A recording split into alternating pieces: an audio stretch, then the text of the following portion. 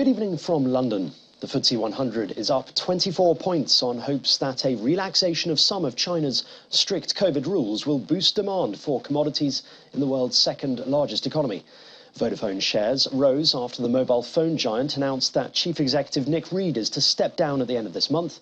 Read, who was appointed boss in 2018 and has been with the company for 20 years, has been under increasing pressure after a 20% fall for Vodafone's shares this year. Asian markets have reacted positively to that news that more Chinese cities have announced an easing of COVID-19 measures.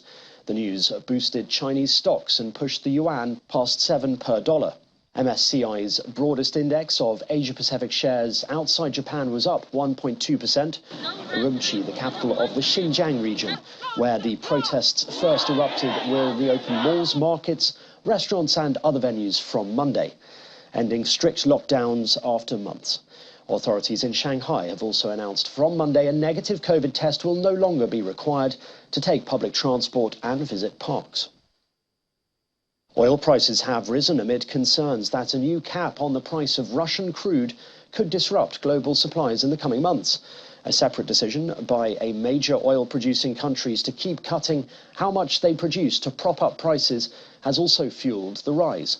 The price of Brent crude oil rose by almost 2% on Monday to $87.25 a barrel, but this is still well below the highs seen after Russia invaded Ukraine.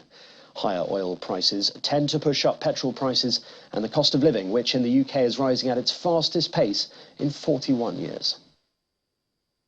And UK train passengers will be hit with another wave of 48-hour strikes in the run-up to Christmas. Further talks this weekend failed to break the deadlock in an industrial dispute that has prevented overdue reforms of Britain's railways. It had been hoped that through negotiations, critical changes to working practices could be agreed upon. But the Rail, Maritime and Transport Workers Union has announced its 40,000 members will walk out over 8 days, the biggest strikes to date in the dispute, effectively crippling the rail network for the best part of a week before Christmas and another week in the new year.